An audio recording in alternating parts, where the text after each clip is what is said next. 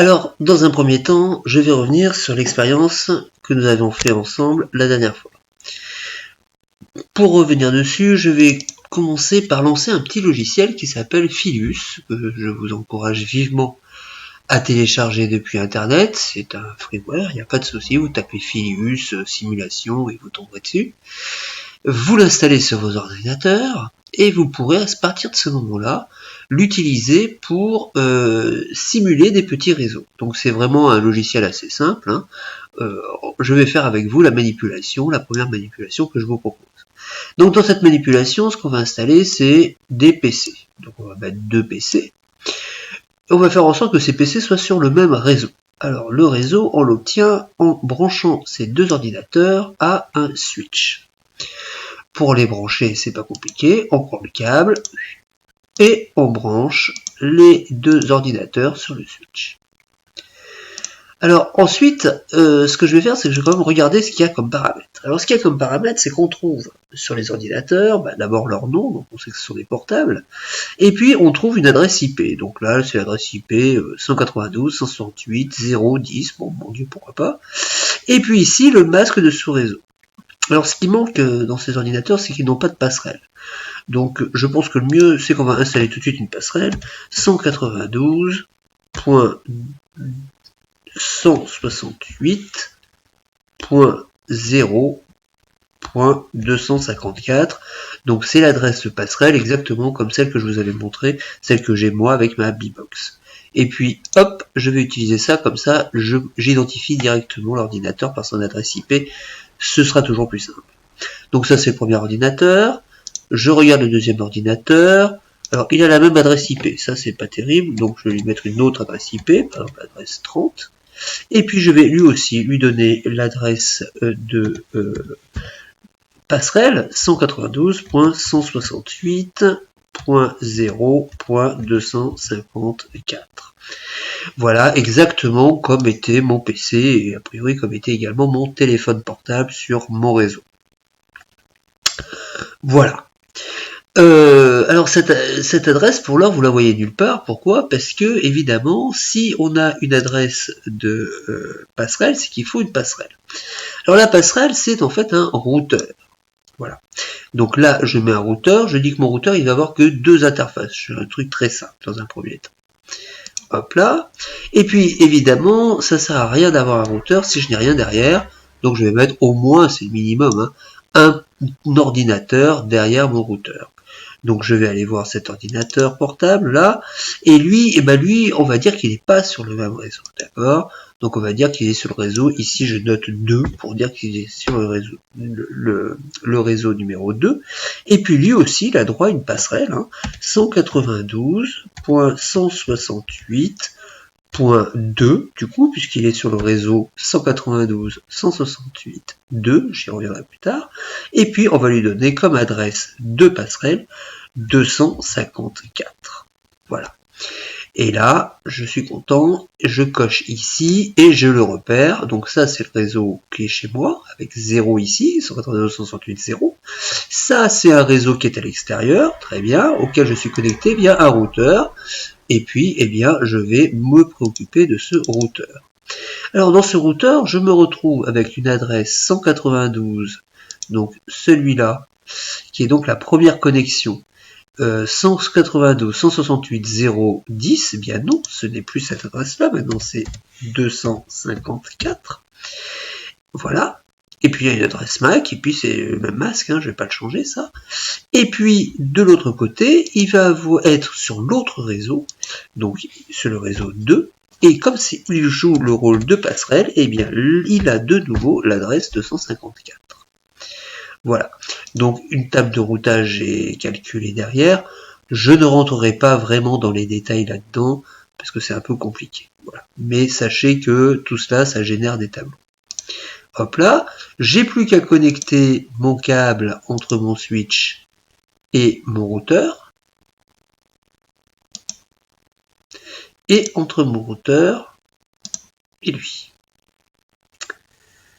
Alors, ce que je vais quand même regarder ici, hop là, c'est que j'espère que c'est bien celui-ci, oui, a priori ça doit être bon. Ça doit être bon. Voilà, il m'indique ici que ça c'est celui-là. Donc vous voyez que le fil vert, qui part donc vers mon switch, vers les adresses 192.168.0, 10 et 30, eh bien il a comme adresse 192.168.0.254.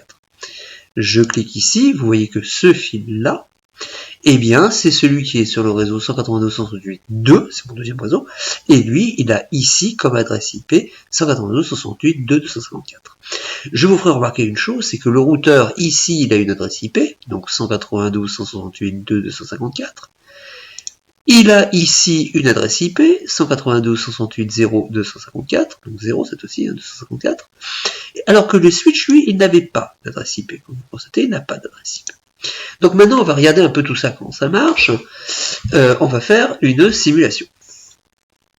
Donc pour faire la simulation, c'est pas compliqué. Ici c'est le mode conception, c'est ce que je viens d'utiliser, et maintenant je passe en mode simulation.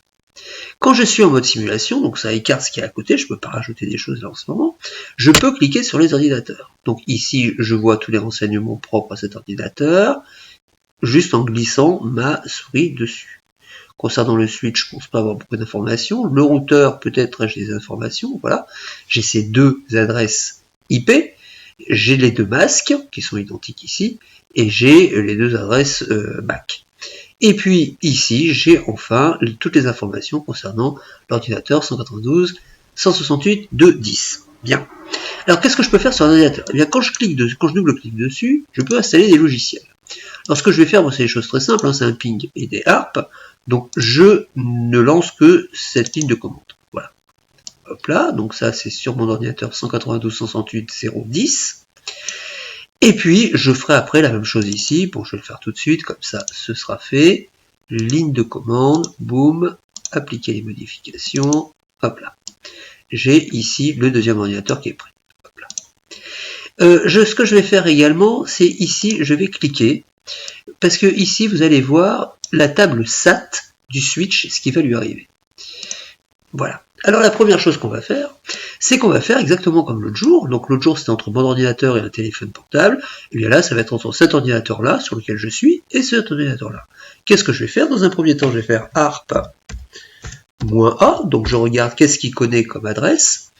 Donc là j'ai un petit problème d'affichage. Je l'ai déjà eu ça, voilà. Donc 255, voilà, j'ai rien j'ai rien particulièrement comme adresse MAC.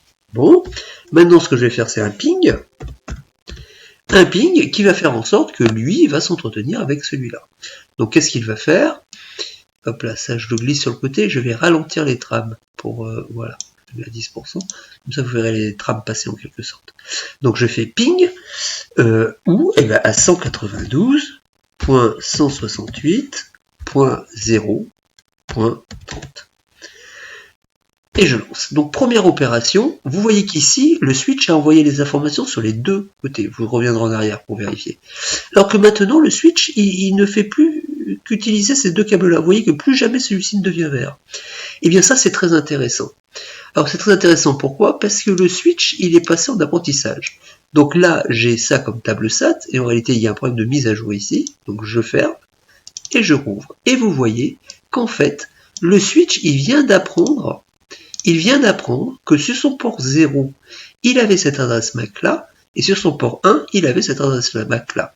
Alors c'est pas compliqué pour moi, il suffit de glisser la souris, et vous voyez que l'adresse 17, 3A, etc., c'est le port 0. Donc le port 0, il est connecté à cet ordinateur, l'autre port 0 est connecté à celui-là.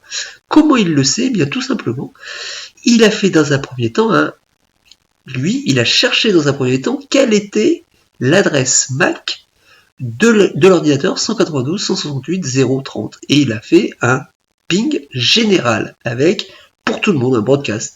Et donc le switch il s'est dit bah ça faut que je l'envoie à tout le monde, donc il l'a envoyé au routeur et puis il l'a envoyé ici. Et puis le coup d'après, eh bien lui il a répondu. Du coup il a appris que cette adresse, que sur ce port là il y avait la machine d'adresse 04 15 58 etc. Vous voyez ici 04 15 58 etc. Voilà comment ça fonctionne. Mais alors maintenant ce qui est intéressant, donc je viens de faire mon ping qui a très bien fonctionné, et maintenant ce qui est intéressant c'est que si je fais le ARP, hop, eh bien ça fonctionne parfaitement. Lui maintenant il sait que l'ordinateur 192.168.0.30, donc celui-ci, il sait qu'il a l'adresse MAC, celle-ci. Donc le prochain coup, il pourra directement, à chaque fois qu'il verra cette adresse-là, l'envoyer à cette adresse MAC-là. Donc il n'y a plus de problème pour lui. Alors maintenant, ce qu'on va faire, c'était la deuxième expérience que nous avions faite, je vais demander toujours au même ordinateur, donc celui-ci, de faire un ping, mais cette fois-ci sur celui-là. Donc vous vous souvenez qu'on avait une adresse MAC, une adresse IP beaucoup plus exotique, mais bon, c'était bien l'idée.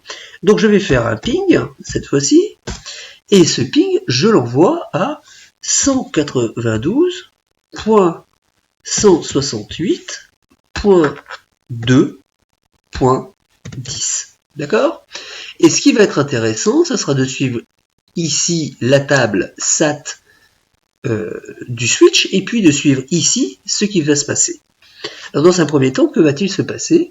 Eh bien ce qui va se passer, vous allez le voir tout de suite, pardon, c'est ici qu'il faut que je fasse entrer, voilà. Il commence par vous demander quelle est l'adresse, mais la question est, est-ce qu'il va demander l'adresse du 192.168.2.10? Eh bien je ne le pense pas. Et en fait, pourquoi? Eh bien tout simplement parce que lui, ce qu'il connaît comme adresse, c'est l'adresse 254. Donc, ce qui va se passer, en fait, c'est... Alors, je vais ici fermer d'abord, ici, la table SAT, pour mieux la rouvrir, hein, la table SAT du switch. Hop. Et vous voyez qu'il a maintenant une troisième ligne. Pourquoi? Eh bien, parce que maintenant, le switch, il connaît l'adresse MAC, ici, qui est l'adresse, je vous rappelle, 192.168.0.254. Et donc, ce qui va se passer, c'est que si je fais un ARP, eh bien, je n'ai pas modifié, je ne connais toujours pas l'adresse MAC de la machine 192.168.2.10. J'ai bien une ligne de plus, mais vous voyez que cette ligne de plus, c'est 192.168.0.254. Et donc, toute la subtilité du système, ça consiste à faire ça. C'est-à-dire que la trame ping qu'a envoyé après mon ordinateur, une fois qu'il a pu l'envoyer, une fois qu'en fait mon ordinateur connaissait l'adresse MAC de la passerelle, c'est-à-dire 192.168.0.254, et non pas 192.168.2.10, eh bien, il a envoyé une trame Ethernet, dans lequel il y avait l'adresse MAC de cet ordinateur-là comme émetteur, donc 17.3A, etc. Il y avait l'adresse MAC ici de la passerelle, donc C700, etc. Mais il y avait en termes d'adresse IP, il y avait l'adresse IP de cet ordinateur-là, 192.168.0.10, et il y avait comme adresse IP non pas l'adresse IP de ce switch-là, qui d'ailleurs n'en a pas, non pas l'adresse IP de la passerelle, parce qu'il n'en avait pas besoin, mais l'adresse IP du destinataire 192.168.2.10. Et toute la subtilité est là, c'est-à-dire dans un paquet IP, vous allez trouver toujours deux adresses MAC, toujours deux adresses IP, mais ne croyez pas que l'adresse MAC émetteur et que l'adresse MAC destinataire soient forcément les adresses MAC des machines d'adresse IP émetteur-destinataire. Voilà. Ça arrive lorsqu'elles sont sur le même réseau, c'est ce qui s'était passé au démarrage, mais dès que je sors du réseau, eh bien forcément ce ne sont pas les mêmes machines qui sont désignées. Voilà, donc pourquoi dans mon expérience de l'autre jour, je n'avais pas mis à jour particulièrement ma table ARP? D'abord parce que l'adresse MAC de ma passerelle, mon ordinateur la connaissait déjà, donc la ligne était déjà remplie, et que de toute façon après il n'allait pas aller chercher l'adresse MAC de la machine destinataire du ping, puisque cette machine-là n'était pas sur mon réseau. Toute la question va être maintenant de comprendre comment la machine comprend que la machine destinatrice est ou non sur son réseau.